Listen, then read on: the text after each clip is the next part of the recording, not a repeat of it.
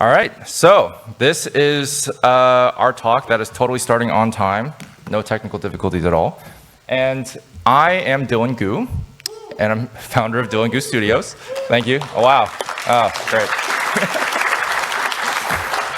And today we're talking about Goo Engine and the future of 3D anime. This is something that we're very passionate about as a studio, but you may have a question. What is Goo Engine? Now, if you're here, you probably already know, but just in case, people watching online, probably confusing name, it's very weird. Well, Goo Engine is Blender. It is a fork of Blender.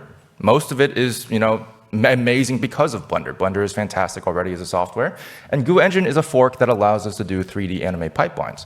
So what we do at a studio is we make these sort of specific NPR-style rendered stuff that we found needed a couple of tweaks to Blender's source code to do what we wanted to do. And we'll go over exactly what those features are, but just to give you an overview of what that is, there you go. But a lot of people ask, why did we make a fork of Blender? It's a good question. It's a lot of work. Now, 3 years ago, we were running a YouTube channel, still are, of course, but we were doing mostly sort of anime parodies in cat form. It was a fun time. We did a lot of things that sort of mimicked the anime style, allowed us to practice these more complex directing styles, effect styles, rendering styles that replicated the Japanese anime industry in a lot of ways, but while not focusing on the complexities of character design or whatever, those kinds of things that we weren't fully equipped to handle yet. But by practicing this style, we were working towards our end goal, which was to create something that resembled 3D anime. And with that goal in mind, we kept trying to push the boundaries of what Blender can do and found that there might be some things that we might need to adjust ourselves. This is not going to go forward until you watch the whole thing, so please enjoy.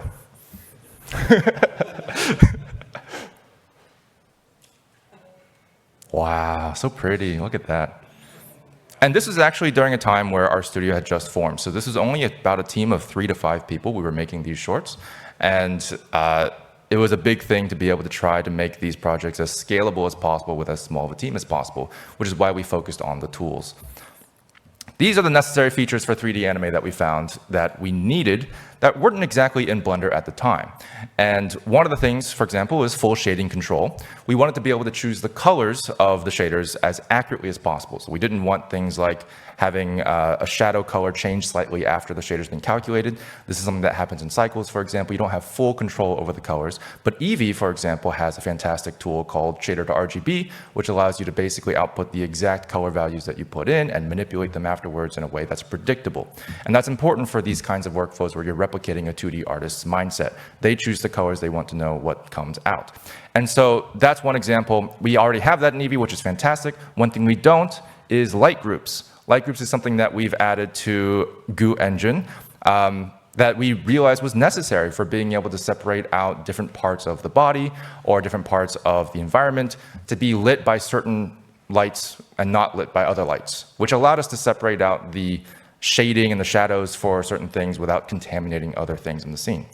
Full shadow control is kind of related. Now, to be clear, shadows and shading are different in our minds in that shadows refer specifically to cast shadows.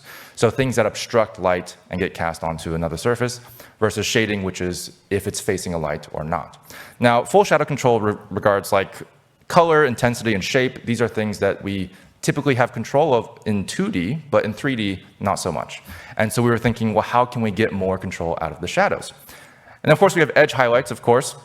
This is something that we are very passionate about for environments, especially where we have these beveled edges that have this kind of shininess to it that allows us to really push the stylization of these kind of realistic pieces that anime tends to draw, these highly detailed backgrounds. And we have that dynamically calculated that we added in Goo Engine because of that.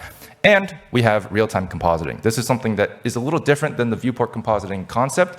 It's actually something that has to do with how we can manipulate the output of the scene in the scene itself. And we'll go over that exactly on how we do that. But in order to do all these things, it cannot be an add-on. This requires a manipulation of the C code, specifically the source code of Blender. It's not accessible in Python, and one of the big questions we get is, why don't we just make it an extension or something?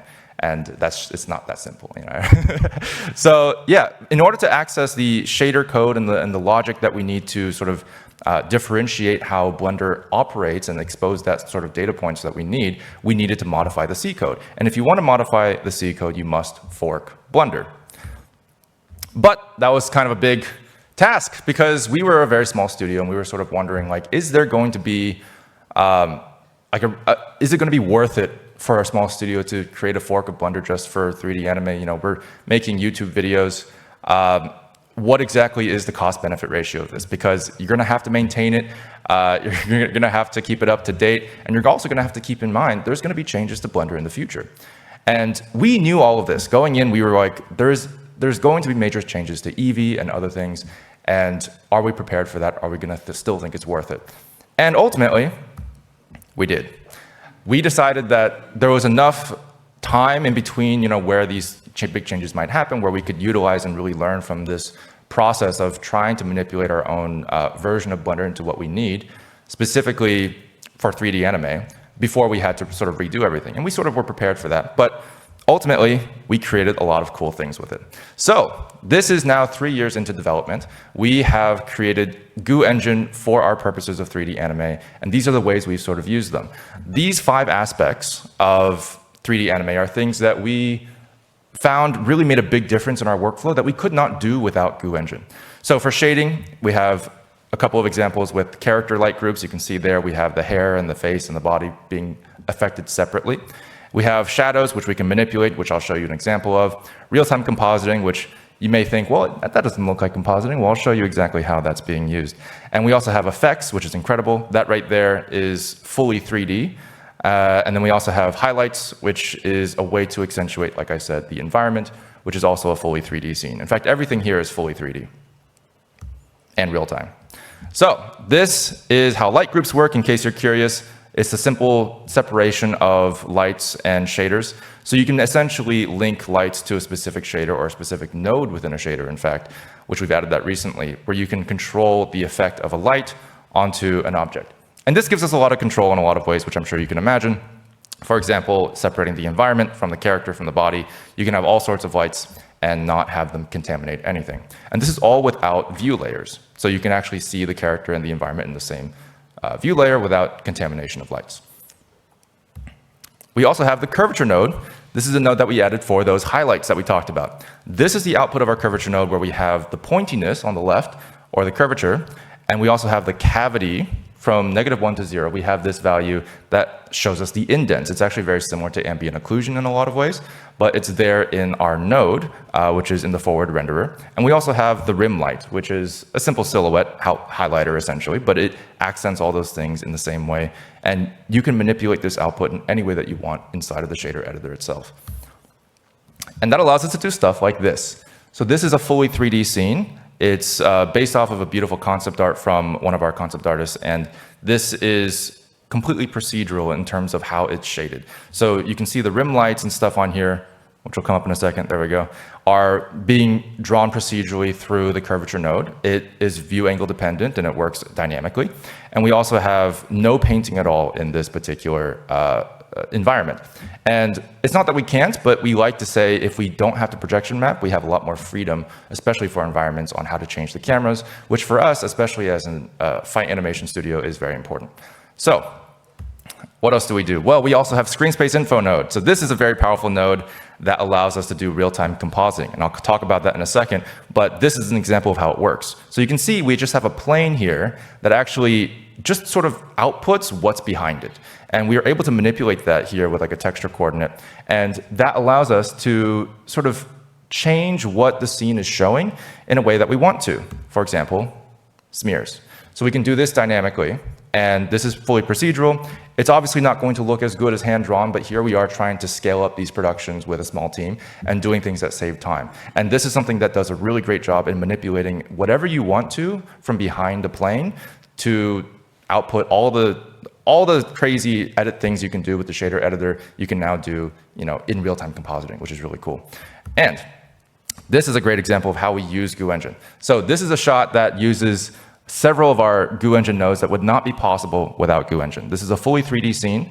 The effects here are sort of all spheres, it's just a bunch of spheres. But we've been able to use, for example, the cavity node to draw these sort of ambient occlusion type lines here. which approximates, of course, the 2D effect of smoke for 2D artists to a good degree, and allows us to get these really sort of like high fidelity things in a very short time for the quick turnaround productions that we usually have. And we also have screen space info node, which is using that exact sort of smear technique I showed earlier near the base of the pipes. So that's giving us a nice motion blur effect without having to do any extra 2D animation when we, again, have these very quick turnaround times for our projects. And of course, light groups is just a way to separate all the lights and stuff like that. It's not being contaminated by any particular lights that we use to light the scene and things like that. And next, we have the shader info node. This is a big one because we can actually manipulate shadows, and I'll talk about how that works. This is our shadow manipulation example. It is an interesting example because we have a sort of very complex geometry where we want to have very simple shadows. And you'll notice that if you actually use the geometry of the grass, you get something that's kind of dirty. You're gonna get some contamination on the edge there, where the edges of the blades of grass have a bit of shadow. And that's not really what you want in a 2D production, right? Like typically 2D artists would not draw those kinds of shadows. They would approximate things more simply, as in like each blade of grass kind of has its own type of shading. And so we actually simplify this by offsetting the position of the shadow that's being sampled. So instead of using the geometry itself, we're sort of using the ground as the shadow receiver and then casting that onto the mesh above it, rather than the other way around. So that gives us a lot of control there. And this is a good example of how that looks, in motion, which is beautiful. And recently, we made a sort of new discovery with Goo Engine. This is sort of a big thing for us because it's given us so much more control. And it's our tool, but we've been developing it and using it for productions for 3 years now, and we constantly learn new ways to use it. And this is one that I'm excited to show you guys because I think it is one of our most powerful tools in Goo Engine so far. Screen space shadows. Or that's what I'm calling it anyway. So this new technique utilizes the screen space info node. It is a way to completely customize the shadows with meshes. And we're able to use the screen space info node to essentially draw on top of 3D geometry with other 3D geometry without having to worry about it sort of changing the silhouette or anything like that. As you can see here, the solid view does not look great. But the way this distorts and the way it moves with the rest of the mesh and the way it's shaded on top, it's basically compositing shadows onto the mesh beneath it in real time. So we're calling this sort of real-time mesh-based compositing, which is different from viewport compositing. So it gives us a lot of control. They're actually fully riggable. So you can see here the hair shadow is actually just a duplicate mesh of the hair, and it's being cast onto the skin beneath it. In fact, this is done in a way where, because the screen space info node actually receives the colors from behind it, you can actually say, oh, only draw the shadows on the skin, not on the eyes. And so you have full control over where you can actually draw these colors, which gives you even more control that a 2D artist might want, for example, that is typically done in compositing or in post. So this is an effect that, for example, I've seen 2D artists do in After Effects. Here we can actually do it in real time and in 3D with full customizability of 3D geometry. This is another example where we have dynamic neck shadows. So this is a great example of how in anime, typically you want to have a sort of a dark shadow underneath the chin in order to accent the head away from the body. And especially without line art, you want to be able to see that difference. Now here, we have this neck shadow that is actually being drawn dynamically onto the neck, and it has the sort of customized shape that people might typically see on like a painted shadow. If you paint a shadow onto the neck, that's great. You UV unwrap it, you texture paint it. But the issue, of course, with that is that it's typically very static, and it won't actually move in a way that's natural, and it'll feel very like tattooy, for lack of a better word. But with this, we're actually drawing dynamically onto the neck without worrying about the 2D surface. And so we're able to generate this variation through the 3D mesh itself. The 3D mesh is actually completely static, but by putting it in a place that makes sense with the proper shape, it allows us to create a dynamic 2D shadow with a 3D static mesh. And this is another example here. We can actually use it for body shadows as well. So we're able to add this detail in a very flexible way where, for example here, the front of the body may not have a very stark shadow in 2D for 2D animators of doing it, but on the side, they will definitely want to accent that kind of body shape or what have you.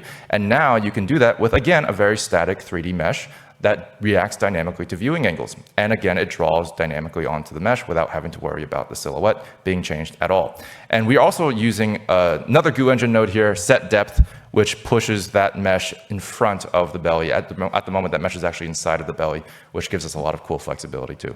So yeah, there's no animation going on here, only geometry, and it reacts dynamically to the viewing angle. We also have dynamic lighting because it is a shader, ultimately. All of these meshes are shaders. You have full flexibility of what to make with it, and you can make it react dynamically to light. So for example, the nose shadow here reacts to the light direction. So we don't have to have a permanent shadow. It can be something that works with the style that we want, for the shots that we want.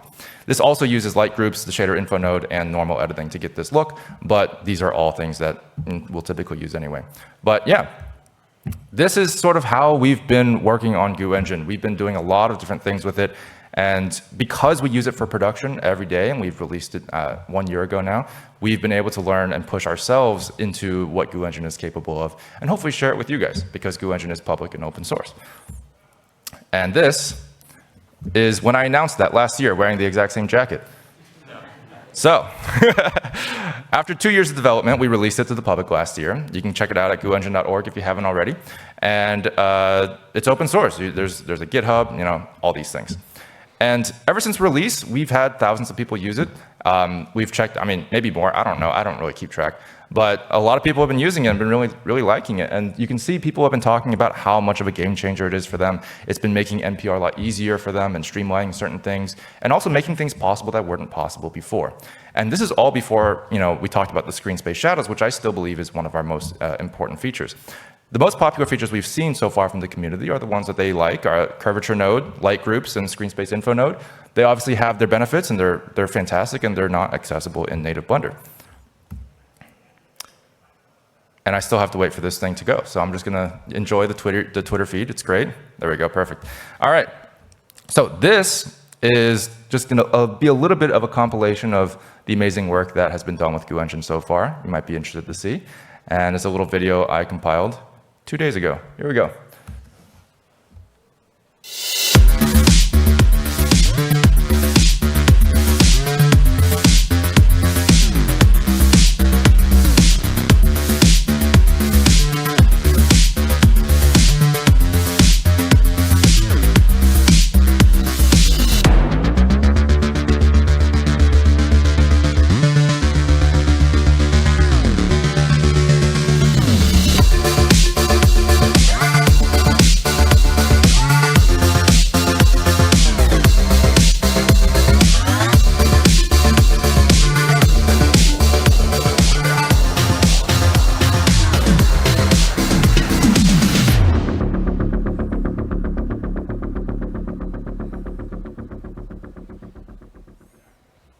Hashtag Goo Engine. Yeah!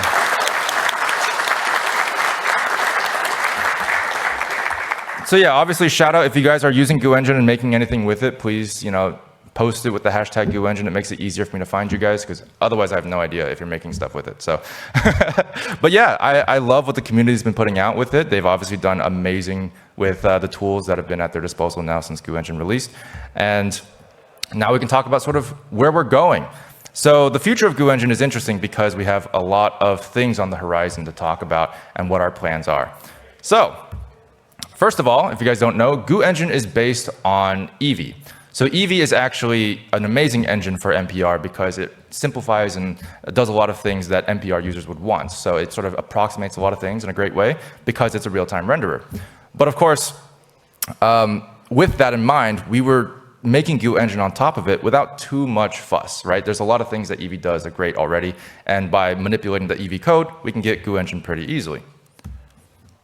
Another question that we get is like, well, if it's so great, why don't we merge it with master?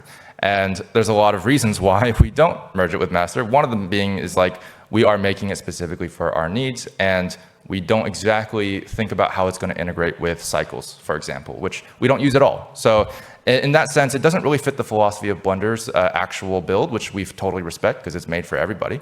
And we want to make sure that we still cater to our needs, and we don't want to sort of force that into anybody's like lane or anything like that. But there's a lot of great quality of life changes that we might want to merge someday. We have a couple of things that we personally have used in the studio that we enjoy, and that could be in there. However, there's one major reason why we don't merge, and that's because Eevee Next is coming.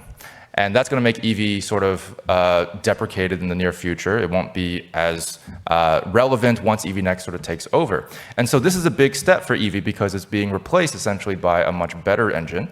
But this engine is actually more catered towards PBR.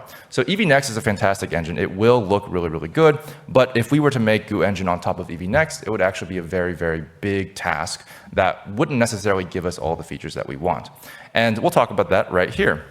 So for example, shadows are something that we're able to manipulate to a great degree.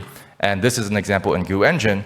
And that would not be possible in Eevee Next because of how the shadows are being handled. As far as we know, Eevee Next has amazing shadows that are also more difficult to separate out in the forward renderer. And so because of that, we would lose this functionality, for example, amongst others, although several of the other features we may also be able to bring back. But the question is, if we're going to create another newer version of Goo Engine, what exactly would the benefit be if we're just going to end up with something that has less features than the current version of Goo Engine? So, do we continue with the old Eevee? Do we just not make any more updates at all? What do? We make a new engine. So, this is something we knew was coming from the very beginning. Obviously, we knew the risks of creating a fork in Blender and building on an existing engine. So, this was something that we thought about and recently have actually tested a little bit.